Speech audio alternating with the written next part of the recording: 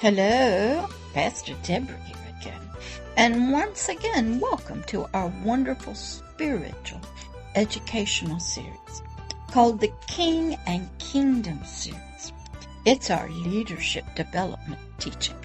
From me, a master teacher, to you, a spiritual disciple.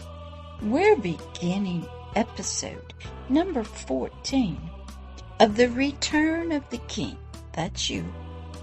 And now comes the days of the kingdom. That's the kingdom of heaven through you on earth. Yes, we have much to do. But before you can become a mighty king and bring back the kingdom of heaven, of God, of righteousness, love, joy, and peace to humanity, to nature, to this world, of the lust of the eyes, the lust of the flesh, and the pride of life, and overthrow the kingdom of darkness and its kings, its principalities. You've got to discover some things about yourself. You got to get cleaned up. Got to clean up your mind, your spirit, and you have to have a new way of thinking. I had to do that. And I had a wonderful young man named Steve Hill. He was an evangelist at the Brownsville revival in Pensacola, Florida, many years ago. He's in heaven now. He used to tell us, God wants to use you, but you got to get cleaned up. Your mind was a mess. Your priorities were messed up. What you desired was messed up. What you believed in was a mess. And I went through this. I wanted to be clean before God. Didn't know how to do it. But He was going to help me. But before we go there, let's open up with prayer. Dear God of creation, the King of the kingdom of heaven, help us as we clean up our thoughts, our desires, our spirit. And we destroy everything in there. It's not of you. It's not of the kingdom of heaven. Righteousness, joy, love, peace, agape love. Clean us in our desires, our heart, our spirit, and our soul. You know how to do this. This is your work. So help us. In your name, amen. You know where I began? I just prayed that prayer to God, clean me up. I didn't want anything inside of me. Thoughts, deeds, actions, desires that was not of Him and the kingdom of heaven. So you pray that prayer yourself. And guess what He did? One night I was given the GED test at Pensacola Junior College. And I'm reading the Bible. And I come across a scripture. And it was 2 Colossians 2. And Colossians was a book of the King James Authorized Bible that Paul, the apostle, wrote to those believers, faithful brethren, who lived in Colossi. And this was his letter to them. They were sort of brand new babies. And Paul was trying to help them. He was in another city. And I read this scripture, Colossians 2:8. Beware, lest any man spoil you, that means defile you, through philosophy and vain deceit, after the tradition of men, after the rudiments of the world, and not after Christ. That means the anointed spiritual King of the kingdom of heaven. When I read that, I had an aha moment. God revealed to me after I did the aha that I was believing in Santa Claus, the Tooth Fairy, and the Easter Bunny. And I was passing on those beliefs, those traditions, those vain thoughts, that philosophy to my son. and I was participating in culture. We used to put a Santa Claus up on our railing of our porch. I hung stockings. I made cookies and milk, and I was Santa Claus to my young son. When I had that aha moment, God had to reveal those three things to me that were vain imaginations.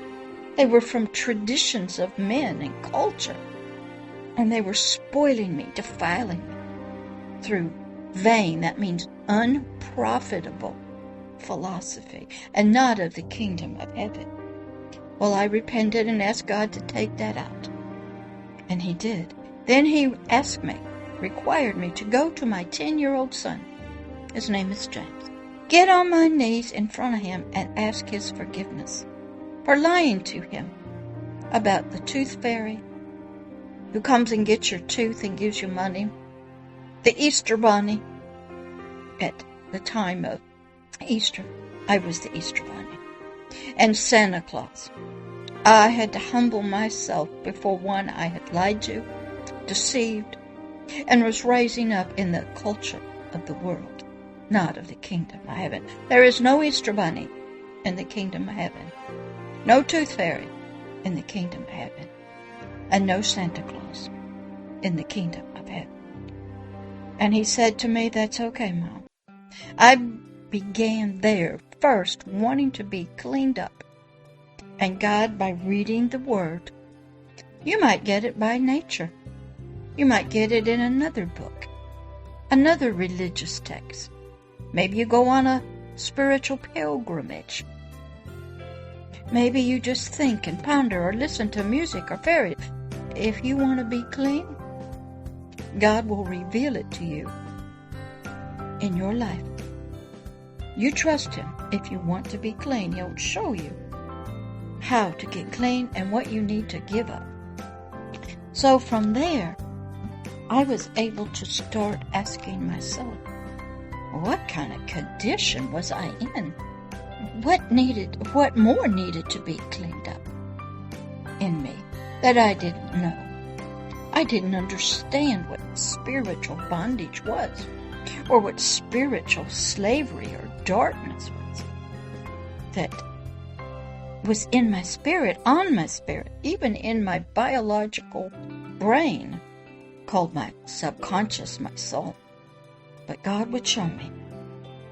And guess where He began? Yet once again in the Authorized King James Bible, in Isaiah 61. Why Isaiah 61? Because a young man who got sent down here named Christ went to a synagogue one day, and he got up to read Isaiah, and guess what he read? Isaiah 61, verse 1. And what did it say?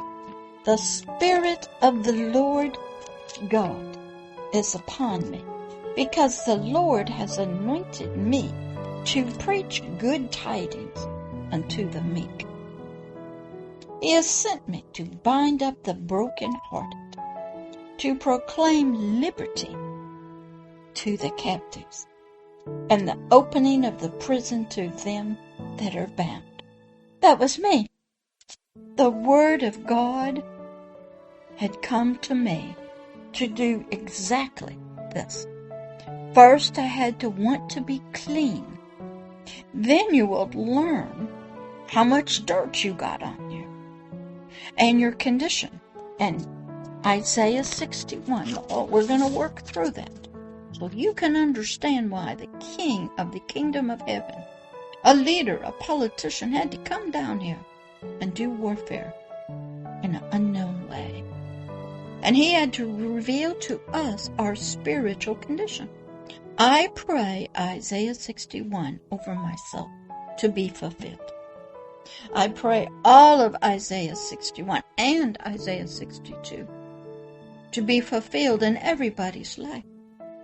These are foundational to understand spiritual slavery, deception, blindness. And I'm going to read it to you here, and we're going to study slowly. I'm just going to read it to you, all right? Isaiah 61, written by Isaiah the prophet. The Spirit of the Lord God is upon me, because the Lord has anointed me. This was Christ speaking to people in a synagogue, to preach good tidings unto the meek. He has sent me to bind up the brokenhearted, to proclaim liberty to the captives, and the opening of the prison to them that are bound. Verse 2, to proclaim the acceptable year of the Lord, and the day of vengeance of our God, to comfort all that mourn. We're going to break all of this out. I've written it out. But this is just reading it. And we're learning a lot about ourselves and others. Verse 3, to appoint unto them that mourn in Zion, to give unto them beauty for ashes, the oil of joy for mourning, the garment of praise for the spirit of heaviness, so that they might be called spiritual trees of righteousness, the spiritual planting of the Lord, that he might be glorified. Verse 4, and they shall build the old waste, they shall raise up the former desolations, and they shall repair the waste cities, the desolations of many generations. And the strangers shall stand and feed your flocks, and the sons of the alien shall be your plowmen and your vine dressers. But you, that meant Pastor Deborah and you, shall be named, called, decreed, the priest of the Lord. Men shall call you the ministers of our God. You shall eat the riches of the Gentiles, and in their glory shall you boast yourselves. Verse 7, for your shame you shall have double, for your confusion they shall rejoice in their portion. Therefore in their land they shall possess the double. Everlasting joy shall be unto them. Now I'm going to break all of this out deeper in this series, because you can't become a leader till you know the condition of those that you're trying to help. Verse 8, for I, the Lord, love judgment. I hate robbery for burnt offering, and I will direct their work in truth, and I will make an everlasting covenant with them. Verse 9, and their seed shall be known among the Gentiles, and their offspring among the people. All that see them shall acknowledge them, that they are the seed of the Lord, which the Lord has blessed. Verse number 10, I will greatly rejoice in the Lord. My soul shall be joyful in my God, for he hath clothed me with the garments of salvation. He has covered me with the robe of righteousness, as a bridegroom decks himself with ornaments, and as a bride adorns herself with her jewels. Verse 11, for as the earth brings forth her bud, and as the garden causes the things that are grown in it to spring forth, so the Lord God will cause righteousness and praise to spring forth before all the nations. That was foundational in my life. I learned my condition spiritually. I learned the condition of my soul. And I learned about you. I couldn't become a leader and a king and a teacher until I got free. And I understood about slavery, oppression, why you needed change of clothes, why you needed to be cleansed, why you were in slavery in prison. I had to study. And that was the foundational scriptures that helped me. So here in this section, this part of the King and Kingdom series, our leadership development, We're just beginning to understand the need of our spiritual transformation. We have to get cleaned up, but you can't get cleaned up till you know that you're dirty. You have to desire to be clean, have clean thoughts, clean actions, clean deeds. And that's the first step. Then ask God to clean you up, and He'll start showing, and then you will change. It's hard. I know, because I've been there. Then you start studying the deepness spiritually of your condition. First, learn about yourself. Get free. Become a tree of righteousness with new clothes, new garments, new light, new thoughts. Then you study leadership development, being a king. Then you study the kingdom. Then you study agape love, the spiritual gifts. Then you are ready to be sent out to help others. All right, I'm going to close right here in this part, number 14, this episode. And we're beginning to see we are a mess. We can't even get our spiritual gifts given to us yet. You got a whole armor of God that you have to put on.